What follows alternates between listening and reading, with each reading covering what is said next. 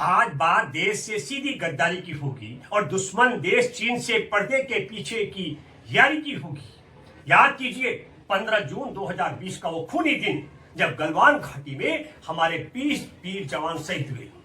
पूरा देश उस दिन गुस्से से कांप रहा था। तब केंद्र सरकार ने एक डिजिटल ड्रामा रचा। ढिंडोरा पीटा गया कि हमने चीन के ऐप बैन करके चीन की कमर तोड़ दी है। लेकिन आज का सच क्या है? हकीकत यह है कि आज हम चीन के सबसे बड़े आर्थिक गुलाम बन चुके हैं। भारत का चीन के साथ व्यापार घाटा इतिहास के सबसे शर्मनाक स्तर 112 अरब डॉलर्स के पार पहुंच चुका है। और इस लाचारी के पीछे पिछले एक दशक का वो भयावह सच है जिसे ये सरकार आपसे पिछले 10 सालों से छिपा रही है। पिछले एक दशक में चीन ने अपने रक्षा बजट को तिगुना कर दिया है। पेंगोंग झील पर सैन्य पुल बना दिए, हमारे पेट्रोलिंग पॉइंट छीन लिए और हमारी सरकार अग्निवीर जैसी योजनाएं लाकर हमारी ही सेना को कमजोर करती रही। और गद्दारी की हद तो अब हो गई है। जिस चीन ने हमारी जमीन हड़पी, जिसने हमारे वीर जवानों का खून बहाया, उसी चीन का राष्ट्रपति शी जिनपिंग अगले महीने 12-13 सितंबर 2026 को दिल्ली में होने वाले 18वें ब्रिक्स शिखर सम्मेलन के लिए भारत आ रहा है। और हमारे प्रधानमंत्री नरेंद्र मोदी ने उसके स्वागत के लिए दिल्ली में लाल कालीन बिछा दिया है। क्या यह गद्दारी नहीं है? क्या यह वीर शहीदों की लहू का खुला सौदा नहीं है? आज इसी कड़वे सच का पूरा पोस्टमार्टम करेंगे, सबूतों और तारीखों के साथ। दोस्तों नमस्कार, मैं हूं भूपेंद्र रावत और आप देख रहे हैं राजनीतिक पोल खोल। आज इस मंच से मैं सीधे सवाल पूछने जा रहा हूं देश के प्रधानमंत्री नरेंद्र मोदी से, संघ प्रमुख मोहन भागवत से, रक्षा मंत्री राजनाथ सिंह से और उत्तराखंड के मुख्यमंत्री पुष्कर सिंह धामी से, लद्दाख के एलजी ब्रिगेडियर मिश्रा से और हमारे पूर्व सेना प्रमुख जनरल उपेंद्र द्विवेदी से। आज मैं इन सब की राजनीतिक पोल खोलने जा रहा हूं। इस वीडियो के लिए समय की कोई सीमा नहीं है। जब देश की सीमा और भूगोल का सौदा हो रहा हो तो सच को संक्षिप्त नहीं किया जा सकता। मैं आज यहाँ कैमरे के सामने, पूरे देश के सामने खुली और एक सीधी चुनौती दे रहा हूं।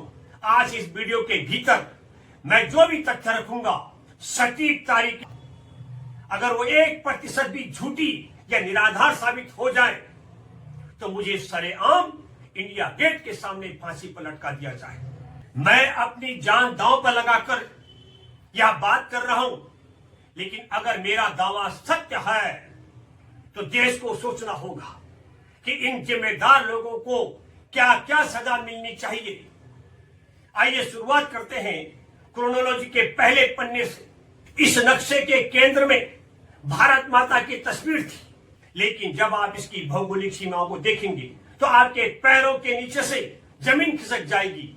धामी द्वारा जारी किए गए उस नक्शे में पूरे लेह लद्दाख, अक्साई चीन और पीओके को भारत की राजनीतिक सीमा से बाहर दिखा दिया गया था। यानी तकनीकी रूप से पुष्कर सिंह धामी ने भारत की जमीन को चीन का हिस्सा दिखा दिया। जिस व्यक्ति पर देशद्रोह का मुकदमा चलना चाहिए था, उसे जेल में डालने की बजाय 2021 में उत्तराखंड जैसे सीमांत राज्य का मुख्यमंत्री बना दिया गया। और तमाशा देखिए, मुख्यमंत्री बनने के ठीक 86 दिन बाद की तारीख याद कीजिए, 28 सितंबर 2021 को चमोली जिले के बाड़ाहोती सेक्टर में चीनी सैनिकों की घुसपैठ की खबरें आती हैं। जब मीडिया ने मुख्यमंत्री से सवाल पूछा तो वह कैमरे के सामने आकर साफ मुकर गए। उन्होंने कहा उन्हें किसी अतिक्रमण की जानकारी ही नहीं है। यानी पहले नक्शे में जमीन चीन को दी और फिर मुख्यमंत्री बनकर चीन की घुसपैठ पर पर्दा डाल दिया। अब चलते हैं इतिहास के सबसे बड़े और खूनी सच की तरफ। तारीख याद रखिए, 15 जून 2020, लद्दाख के गलवान घाटी में चीनी सेना ने रात के अंधेरे में कायराना हमला किया। हमारे 20 जांबाज सैनिक मौके पर ही देश की मिट्टी के लिए शहीद हुए और 76 जवान गंभीर रूप से घायल हुए। लेकिन इसके ठीक 4 दिन बाद यानी 19 जून 2020 को सर्वदलीय बैठक होती है और प्रधानमंत्री नरेंद्र मोदी देश के सामने आकर बयान देते हैं, न कोई हमारी सीमा में घुस आया है, न ही हमारी कोई पोस्ट किसी दूसरे के कब्जे में है। प्रधानमंत्री जी, आज पूरा देश आपसे पूछता है, अगर हमारी सीमा में कोई घुसा ही नहीं था तो हमारे वो 20 जांबाज सैनिक कहां शहीद हुए थे? क्या वे चीन की धरती पर गए थे? आपका यह बयान शहीदों के सर्वोच्च बलिदान का खुला अपमान था। इससे चीन को अंतर्राष्ट्रीय मंच पर क्लीन चिट दे दी गई। इसके दो ही कारण हो सकते हैं मोदी जी, या तो आपकी कोई बड़ी कमजोरी है जिस कारण आप चीन से बहुत बुरी तरह से डरे हुए हैं, या फिर आपकी सरकार चीन के हाथों बिक चुकी है, और ये दोनों ही सूरत में देश से सीधी गद्दारी है। इस 15 जून की शहादत का सच हमारे घायल सैनिकों का संघर्ष आज भी दे रहा है। झड़प के में जो 76 वीर जवान गंभीर रूप से घायल हुए थे, उन्हीं में से एक थे 17 कुमाऊं रेजिमेंट के हवलदार बिशन सिंह। वे घायल अवस्था में अस्पताल में भर्ती थे, सैन्य अस्पताल में गंभीर रूप से। जिंदगी और मौत के बीच एक एक सांस के लिए जूझते रहे, और आखिरकार 15 अगस्त 2020 को इलाज के दौरान अस्पताल के बिस्तर पर बिशन सिंह हवलदार ने देश के लिए अपना दम तोड़ दिया। वे शहीद हो गए। जवाब दीजिए मोदी जी, अगर सीमा पर सब ठीक था तो वो वीर जवान बिशन सिंह घायल अवस्था में 50 दिनों तक अस्पताल के बिस्तर पर किसके दिए जख्मों से लड़ रहे थे? यह 15 जून का वो खूनी सच है जिसे दबाने के लिए आपने देश से झूठ बोला। इस सरकार के भीतर विश्वासघात और छलावे का स्तर देखिए। प्रधानमंत्री के बयान के ठीक 3 महीने बाद 15 से 17 सितंबर 2020 को रक्षा मंत्री राजनाथ सिंह देश की संसद के पटल पर खड़े होकर आधिकारिक बयान पढ़ते हैं। वे देश के सामने ऑन रिकॉर्ड कबूल करते हैं, चीन ने वास्तविक नियंत्रण रेखा एलएसी पर भारी सेना जमा की है और भारत की लगभग 38,000 वर्ग किलोमीटर भूमि पर चीन का अवैध कब्जा है। अब यहां पैदा होता है देश का सबसे बड़ा कानूनी सवाल और कड़वा सच। आज राजनीतिक पोल खोल के इस मंच पर मैं खुला सच बोल रहा हूं कि जो इस देश के असली देशभक्त हैं वह प्रधानमंत्री नरेंद्र मोदी, पुष्कर सिंह धामी और लद्दाख के उपराज्यपाल ब्रिगेडियर मिश्रा के बयान आहत और गहरे दुखी हैं। और जो इस देश के असली गद्दार है वह संसद में रक्षा मंत्री राजनाथ सिंह के द्वारा दी गई चीनी कब्जे की जानकारी से आहत और दुखी है। देशभक्त इसलिए दुखी है कि भारत की जमीन को चीन की बताया प्रधानमंत्री ने, पुष्कर सिंह धामी ने और लद्दाख के उपराज्यपाल ब्रिगेडियर मिश्रा ने। लेकिन भाइयों और बहनों, नरेंद्र मोदी की सेना के प्रति यह सोच कोई नई नहीं है। कहते हैं ना कि पूत के पांव पालने में दिख जाते हैं।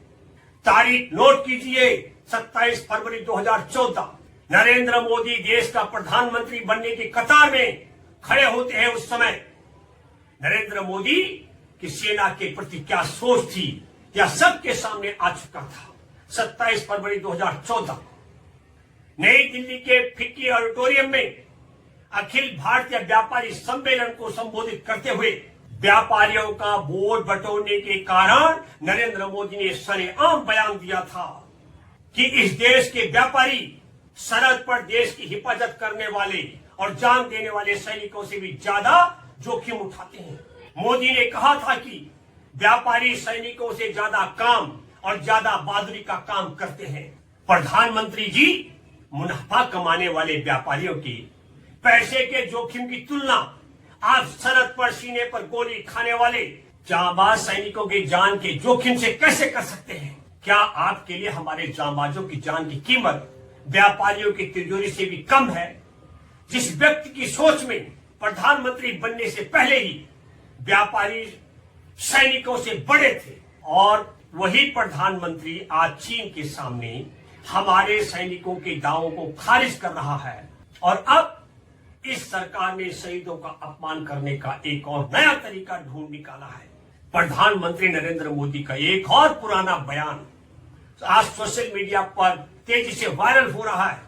तारीख नोट कीजिए, 21 अक्टूबर 2018 को नई दिल्ली में देश के पहले राष्ट्रीय पुलिस स्मारक के उद्घाटन के अवसर पर राजनीतिक लाभ लेने के कारण प्रधानमंत्री नरेंद्र मोदी ने कानून व्यवस्था संभालने वाले पुलिस की संघर्ष की तुलना सीधे सरहद पर बर्फ की वादियों में दुश्मन की गोलियों का सामना करने वाले सेना के जवानों से कर दी।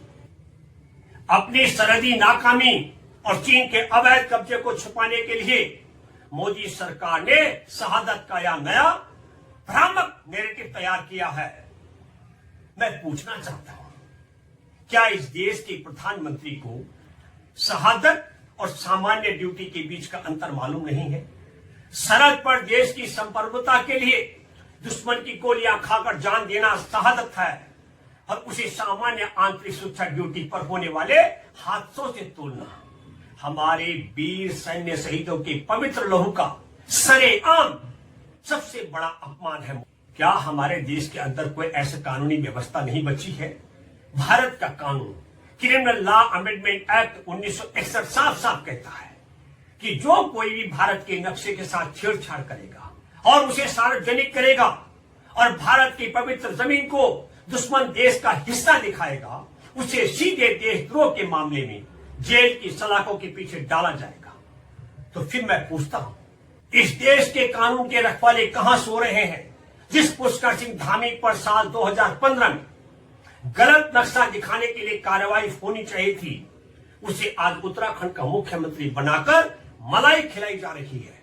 जिस दूसरे व्यक्ति को यानी देश के प्रधानमंत्री नरेंद्र मोदी को देश से झूठ बोलने के जुर्म में जेल में होना चाहिए था, उसे इस देश का प्रधानमंत्री बनाकर सर्वोच्च कुर्सी पर बिठा रखा है। और जिस तीसरे व्यक्ति को यानी लद्दाख के उपराज्यपाल ब्रिगेडियर मिश्रा को गद्दारी का सर्टिफिकेट बांटने के जुर्म में जेल में होना चाहिए था, उसे लद्दाख जैसे संवेदनशील जगह का उपराज्य बनाकर ताज पहनाया गया है। मुफ्त में तो कोई इस देश का भूगोल नहीं काटता। अगर इन लोगों ने चीन के डर से हमारे नक्शे को छोटा किया है तो ऐसे कायरों को सत्ता की कुर्सी पर रहने का कोई हक नहीं। और अगर चीन के साथ कोई गुप्त सौदा करके जमीन बेची है तो ऐसे गद्दारों को एक सेकंड भी कुर्सियों पर रहने का अधिकार नहीं है। मोहन भागवत जी, आपका सांस्कृतिक राष्ट्रवाद आज कहां छिपा है? जब कुर्सियों पर बैठकर देश के भूगोल का सौदा हो रहा है तो आप मौन क्यों हैं? क्या आप भी डरे हुए हैं या फिर आप भी इस सांठगांठ का हिस्सा हैं?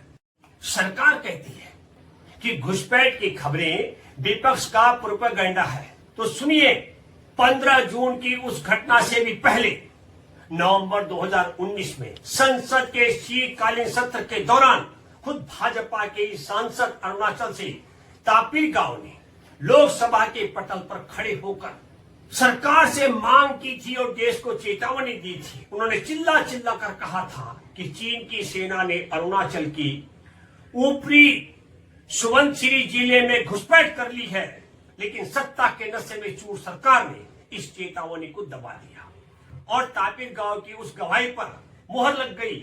ठीक 2 साल बाद यानी 4 नवंबर 2021 को जब अमेरिकी रक्षा मंत्रालय यानी पेंटागन के अधिकारियों की रिपोर्ट आई, पेंटागन की रिपोर्ट और एनडीटीवी के सैटेलाइट तस्वीरों ने साबित कर दिया कि चीन ने अरुणाचल में भारत की सीमा के भीतर 4.5 किलोमीटर अंदर घुसकर 101 पक्के घरों का पूरा गांव बसा लिया है। यानी हमारे सांसद सच बोल रहे थे और देश के प्रधानमंत्री झूठ छिपा रहे थे। अब बात करते हैं उस सबसे बड़े सरकारी दस्तावेज की। इसे खुद भारत सरकार की एक सीनियर पुलिस अधिकारी ने तैयार किया है। तारीख है जनवरी 2023। राष्ट्रीय डीजीपी कॉन्फ्रेंस में लेह लद्दाख की तत्कालीन एसपी पीडी नित्या ने एक सनसनीखेज रिसर्च पेपर सौंपा। इस सरकारी रिपोर्ट के मुताबिक पूर्वी लद्दाख के काराकोरम पास से लेकर चुमुर तक भारत के पास जो कुल 65 पेट्रोलिंग पॉइंट थे उनमें से 26 पेट्रोलिंग पॉइंट पर भारत अपना नियंत्रण खो चुका है। भारत को पेट्रोलिंग नहीं करने दी जा रही है। पेट्रोलिंग पॉइंट संख्या 5 से 17, पेट्रोलिंग पॉइंट संख्या 24 से 32, पेट्रोलिंग पॉइंट 37, 51, 52 और 62 ये वो इलाके हैं जहां हमारी सेना पहले नियमित रूप से गश्त करती थी, लेकिन अब हमारी एंट्री वहां पूरी तरह बंद कर दी गई है। चीन ने बफर जोन के नाम पर हमारी सेना को पीछे धकेल दिया है। इसी को रक्षा विशेषज्ञ चीन की सलामी स्टाइलिंग रणनीति कहते हैं, यानी बिना युद्ध लड़े धीरे धीरे सामने वाले की जमीन को निगलते जाना। दोस्तों, अब राजनीतिक पोल खोल के कैमरे पर आपको एक कड़वा सच दिखाने जा रहा हूं, जिसे छुपाने के लिए राजनेता दिन रात झूठ बोलते हैं। आइए पिछले एक दशक यानी 2016 से लेकर 2026 के दौरान भारत और चीन के सैन्य इजाफे और सीमाओं पर बुनियादी ढांचे की सीधी तुलना करते हैं। रक्षा बजट का महाअंतर। पिछले एक दशक में चीन ने अपने रक्षा बजट को गुणात्मक रूप में बढ़ाकर 230 अरब डॉलर से भी ऊपर पहुंचा दिया है, और इसके मुकाबले भारत का रक्षा बजट महज 75 से 80 अरब डॉलर के आसपास सिमटा हुआ है। यानी चीन हमारे से 3 गुना ज्यादा पैसा अपनी सेना को आधुनिक बनाने में खर्च कर रहा है। दूसरा, वास्तविक नियंत्रण रेखा एलएसी पर चीन इंफ्रास्ट्रक्चर की रफ्तार। पिछले 10 सालों में चीन ने तिब्बत और लद्दाख से सटे इलाकों का भूगोल बदल कर रख दिया है। चीन ने सरहद के बिल्कुल पास सैकड़ों किलोमीटर लंबी ऑल वेदर पक्की सड़कें बना ली है।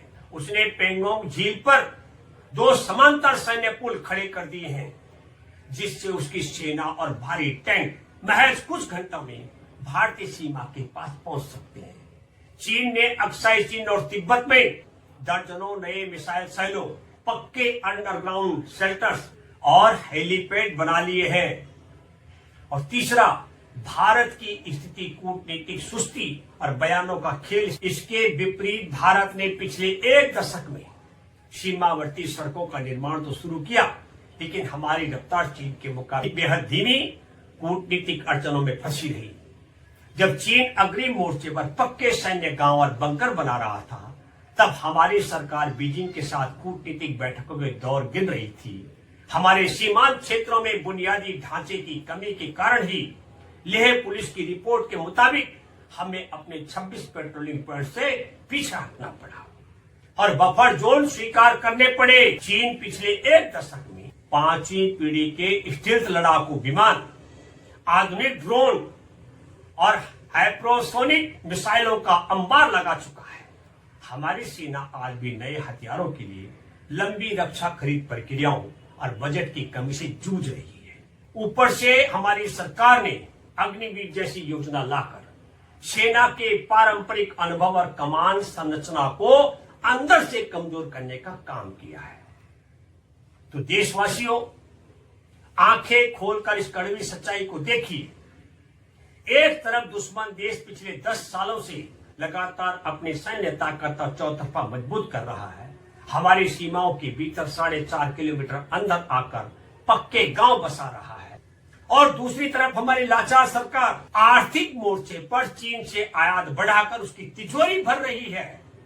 हाल ही में सरकार ने ढिंढोरा पीटा कि गश्ती समझौता हो गया, लेकिन पर्दे के पीछे का कड़वा सच यह है कि इस समझौते के तहत चीनी सेना ने अपमानजनक शर्तें थोप दी हैं। अब हमारे सैनिक वहां आजादी से गश्त नहीं कर सकते। शर्तों के मुताबिक भारतीय सैनिक महीने में सिर्फ 2 बार जा सकते हैं। सैनिकों की संख्या भी 14-15 से ज्यादा नहीं होगी, और गश्त पर जाने से पहले चीनी सेना को एडवांस में नोटिस देना होगा। अब बात करते हैं उस आर्थिक राष्ट्रवाद की। आंकड़े झूठ नहीं बोलते। गलवान झड़प के बाद चीनी आयात बंद करने का नाटक हुआ, लेकिन चीनी आयात रिकॉर्ड स्तर पर पहुंच गया है। हमारा व्यापार घाटा बढ़कर 112 अरब डॉलर की ऐतिहासिक ऊंचाई पर है। आज भी दवाइयों का कच्चा माल और इलेक्ट्रॉनिक पुर्जे के लिए हमारी पूरी निर्भरता चीन पर है। यानी सीमा पर हमारे जवान चीन की गोलियां खा रहे हैं और हमारी यह लाचार सरकार चीन के साथ व्यापार बढ़ाकर उसकी तिजोरी भर रही है। क्या यह शहीदों के खून का व्यापार नहीं है? लेकिन दोस्तों, सबसे ज्यादा डराने वाली बात क्या है? जब हमारे सेनापति भी सच से मुंह मोड़ लें तो इस देश की सुरक्षा किसके भरोसे रहेगी? लद्दाख के पूर्व उपराज्यपाल ब्रिगेडियर मिश्रा ने दावा किया कि चीन ने हमारी 1 इंच जमीन पर कब्जा नहीं किया है। और सबसे शर्मनाक दृश्य जानते हैं क्या था? जब ब्रिगेडियर मिश्रा देश के सामने यह सफेद झूठ बोल रहे थे, ठीक उनके बगल में मंच पर बैठे थे जनरल उपेंद्र द्विवेदी, जो उस वक्त नॉर्दर्न आर्मी कमांडर थे और बाद में देश के सेना प्रमुख बने। जनरल द्विवेदी के पास लद्दाख की 1-1 इंच की खुफिया रिपोर्ट थी।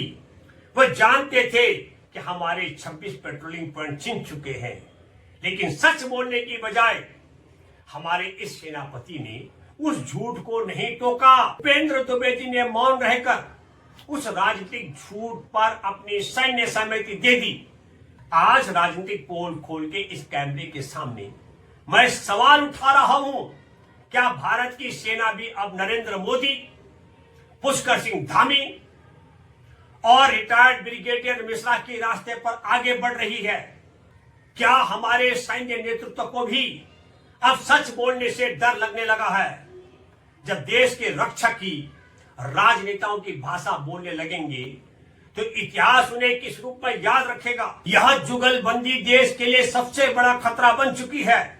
और भाइयों बहनों, सीमाओं पर चीन को क्लीन चिट देने और सैनिकों के शौर्य की तुलना व्यापारियों और पुलिस से करने के बाद सेना को पूरी तरह बर्बाद और बदनाम करने के लिए जो कसर बच रही थी, उसे इस सरकार ने 14 जून 2022 को अग्निवीर योजना लाकर पूरी तरह खत्म कर दिया। आज राजनीतिक पोल खोल के इस मंच से मैं सीधा और तीखा सवाल दागता हूं, क्या भारत की दुनिया में धाक जमाने वाली सेना को कमजोर करने के लिए नरेंद्र मोदी और आरएसएस ने किसी दुश्मन देश से सुपारी ले रखी है? क्या कारण है हमारी गौरवशाली सेना को लगातार कमजोर किया जा रहा है? क्या कारण है 4 साल की इस ठेकेदारी प्रथा को लाकर सैनिकों के मनोबल, उनके जज्बे और उनके भविष्य के साथ खिलवाड़ किया जा रहा है? सरहद पर जो जवान देश के लिए जान हथेली पर रखकर खड़ा होता है, उसे 4 साल बाद बिना पेंशन, बिना सम्मान के घर भेजने की तैयारी है। जब 4 साल की नौकरी के बाद हमारे जवानों का भविष्य सुरक्षित नहीं होगा, तो वह सीमाओं पर अपनी जान हथेली पर रखकर दुश्मन का सामना कैसे करेंगे? यह सब महज एक इत्तेफाक नहीं है, यह एक सोची समझी रणनीति के तहत देश की सेना को कमजोर और साधारण दिखाने की साजिश है। प्रधानमंत्री नरेंद्र मोदी को इस मंच से और देश के सामने आकर खुलासा करना चाहिए कि किसके इशारे पर और किस फायदे के लिए देश के भूगोल को कटवा रहे हैं, देश की रीढ़ यानी हमारी सेना के शौर्य को कमजोर कर रहे हैं। यह सीधा सीधा देश की राष्ट्रीय सुरक्षा और संप्रभुता के साथ ऐतिहासिक खिलवाड़ है।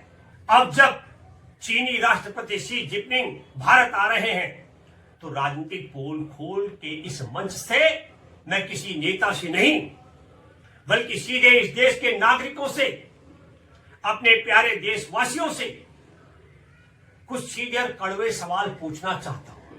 आज आंखें खोलकर इस सच का जवाब ढूंढिए। प्यारे देशवासियों, पहला सवाल है, क्या हमारे देश के वीर जवानों की शहादत का सरेआम अपमान करके दुश्मन देश चीन को हमारी ही जमीन पर कब्जा करने देना और उसके बाद भी उसे अंतर्राष्ट्रीय मंच पर क्लीन चिट थमा देना, क्या इस लाचारी को आप राष्ट्रवाद कहेंगे या यह सीधे सीधे देश से गद्दारी का मामला है? दूसरा सवाल, जो लोग भारत का नक्शा सार्वजनिक तौर पर साझा करते हैं और उसमें हमारे देश के बड़े हिस्से को, लद्दाख को चीन का भाग दिखा देते हैं, क्या आपके विमर्श में यह देशभक्ति और राष्ट्रवाद का मामला है या सीधे सीधे देश के साथ गद्दारी का मामला है? और तीसरा सवाल, सेना से रिटायर होने के बाद मलाईदार कुर्सी पर बैठकर दुश्मन देश ने हमारी जो जमीन कब्जा रखी है उसे ये कहकर क्लीन चिट दे देना 1 इंच जमीन नहीं गई।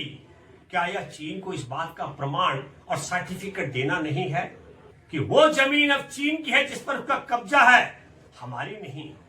जब प्रधानमंत्री नरेंद्र मोदी, मुख्यमंत्री पुष्कर सिंह धामी और उपराज्यपाल ब्रिगेडियर मिश्रा ये तीनों मिलकर चीन को ये ग्रीन सर्टिफिकेट बांट रहे हैं, तो देशवासियों सोचिए, यह देशभक्ति है या देश से गद्दारी का सीधा सीधा मामला है?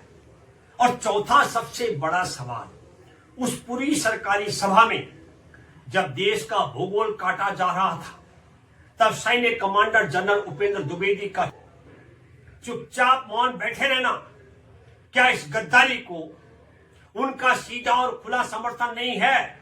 अगर हमारे सेनापति भी इस गद्दारी पर चुप रहेंगे तो रक्षा कौन करेगा? तो मेरे प्यारे देशवासियों, इन बयानों के खेल, सबूतों और समझौतों को देखने के बाद अब इस पूरी गद्दारी पर आपकी क्या राय बनती है? आज राजनीतिक पोल खोल के इस कैमरे पर मैं खुला सवाल छोड़ रहा हूं कि अगर देश की सरहदों को दुश्मने के हवाले कर देना गद्दारी नहीं, तो फिर इस दुनिया में देश से गद्दारी किसे कहेंगे? अगर सरहद पर जवानों का खून बहाने वाले दुश्मन देश के राष्ट्रपति के लिए दिल्ली में लाल कालीन बिछाना दुश्मन देश से यारी का मामला नहीं, तो फिर दुश्मनों से यारी किसे कहेंगे? मुफ्त में तो कोई इस देश का भूगोल नहीं काटता। अगर इन लोगों ने चीन के डर से हमारे नक्शे को छोटा किया है तो ऐसे कायरों को सत्ता में की कुर्सी पर रहने का कोई हक नहीं है। और अगर चीन के साथ कोई गुप्त सौदा करके जमीन बेची है तो ऐसे गद्दारों को 1 सेकंड भी कुर्सियों पर रहने का अधिकार नहीं है। मैंने अपनी स्वतंत्रता और जान को दांव पर लगाकर यह खुली चुनौती दी है, अगर मेरा एक भी तथ्य, एक भी तारीख और एक भी सवाल गलत है तो मुझे इंडिया गेट पर फांसी दे दी जाए। लेकिन अगर यह सच है तो जागिए, अपनी मिट्टी के लिए हिसाब मांगिए। कि इस खेल, व्यापारी छलावे और हमारी सेना की इस चुप्पी पर क्या सोचते हैं? नीचे कमेंट्स बॉक्स में अपनी राय जरूर दर्ज कीजिए और इस वीडियो को देश के कोने कोने तक पहुंचाइए ताकि सच का गला ना घोटा जा सके। मैं था आपके साथ भूपेंद्र रावत। फिर मिलते हैं नई वीडियो के साथ राजनीतिक पोल खोल पर। तब तक के लिए जय हिंद, जय भारत।